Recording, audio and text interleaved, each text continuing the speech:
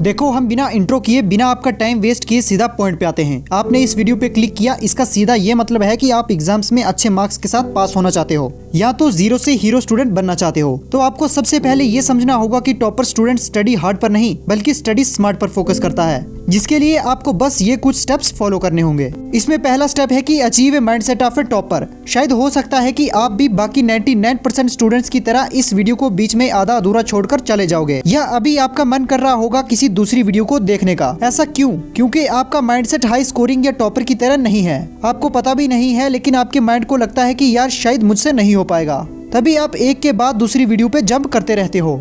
इसीलिए शांति से हमारी ये बात ध्यान से सुनो। आपको सबसे पहले खुद पर एक टॉपर की तरह बिलीव करना होगा कि हाँ, मैं अच्छे मार्क्स ला सकता हूँ। ये कॉन्फिडेंस आपको रखना होगा, क्योंकि लो कॉन्फिडेंस से आप हाई स्कोरिंग स्टूडेंट कभी भी नहीं बन सकते। चलो इसको ठीक से समझने के लिए एक एग्जाम्पल से समझते हैं। इसके लिए आपको अपनी मेमोरी में थोड़ा सा पीछे जाना होगा। याद करो अपना बचपन, जब आपको ठीक से चलना भी नहीं आता था। आप कितनी कोशिश करते थे चलने की, आपके पैर लटखड़ाते थे, आप खड़े होते थे, आप चलने की कोशिश करते थे और फिर गिर जाते थे। अपने पैरों पर खड़ा होकर चलना आपको दुनिया का सबसे मुश्किल काम लगता था। आप बार बार कोशिश करते और हर बार गिरते। आपको चोट लगती, आप रोते, चिल्लाते, लेकिन आप कोशिश करना कभी बंद नहीं करते। ऐसे ही कोशिश करते करते आप चलना सीख गए। आज अगर आपको कोई पूछे कि आपको चलना आता है, तो आप कहोगे ये तो मेरे लिए दुनिया का सबसे आसान काम है, इसमें क्या मुश्किल है। सेम इसी सिचुएशन में आप वापिस आ चुके हो। आज आपको पढ़ना दुनिया का सबसे मुश्किल काम लगता है। अपने पास्ट एक्सपीरियंस की वजह से आप खुद को जीरो समझने लग गए हो। आपका पढ़ने लिखने में दिमाग नहीं है।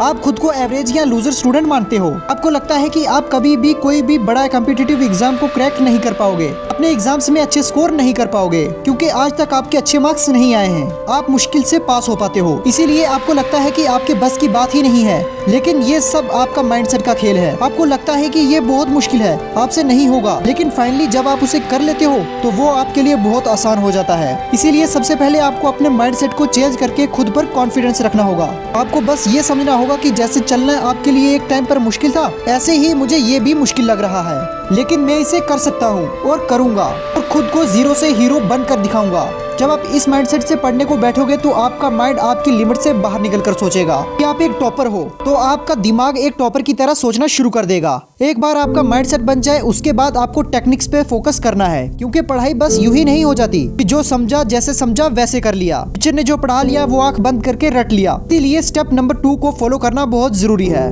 Pattern analysis. हर एग्जाम का एक पैटर्न होता है, तो पैटर्न हमेशा सेम रहता है। अगर 1 से 10 तक चैप्टर पढ़ने हैं तो 1 से स्टार्ट करके 10 पर खत्म नहीं करना है। मोस्ट वैल्यूएबल चैप्टर्स को ढूंढना है। उन चैप्टर्स को ढूंढना है जिनमें से क्वेश्चन सबसे ज्यादा पूछे जाते हैं। इन सभी चैप्टर्स को एनालाइज करना बहुत जरूरी है। जहां बाकी लोग कुछ भी कैसे भी पढ़ रहे होते हैं, वहीं टॉपर रिसर्च करते हैं, सिलेबस को अच्छे से स्टडी करते हैं, उसके अंदर पैटर्न ढूंढने की कोशिश करते हैं और उसी पैटर्न को फॉलो करते हुए पढ़ाई करते हैं। अगेन इस बात पे फोकस करो कि वो स्टडी हार्ड नहीं बल्कि स्टडी स्मार्ट करते हैं। इसीलिए इस बात को याद रखो कि पढ़ने से पहले थोड़ी सी एनर्जी और टाइम इसमें लगाया करो कि पढ़ना कैसे है। जिस भी एग्जाम की तैयारी कर रहे हो, सबसे पहले उसका पैटर्न देखो। कौन सा सब्जेक्ट ज्यादा टाइम कंज्यूमिंग है, कौन सा चैप्टर ज्यादा इंपॉर्टेंट है, किस टीचर से पढ़ूंगा, कौन सी बुक से पढ़ूंगा, ये सभी पहले से प्लान करके चलो। ये स्टेप आपको घंटों की मेहनत से बचा देगा।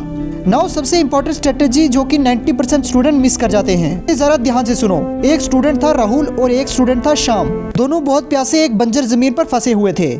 हाथ में उनके कुल्हाड़ी थी और पानी उनको जमीन से गड्ढा खोदकर निकालना था। राहुल जाता है और गड्ढा खोदना शुरू कर देता है। वो 1 घंटा खोदता रहता है, मगर उसको पानी नहीं मिलता है। वो आगे जाता है, 2 घंटे खोदता है, कुछ नहीं मिलता है। और आगे जाता है, 2 घंटे और खोदता है, लेकिन उसे कुछ नहीं मिलता। लेकिन फिर भी वो आगे जाता है और 3 घंटे लगातार खोद खोद कर वो इतना ज्यादा थक जाता है कि बिना पानी पिए ही उसकी आखिर में मौत हो जाती है। शाम एक ही जगह जाता है और 4 घंटे लगातार खोदता रहता है। उस एक जगह वो इतना गहरा खड्डा कर देता है कि उससे पानी मिल जाता है।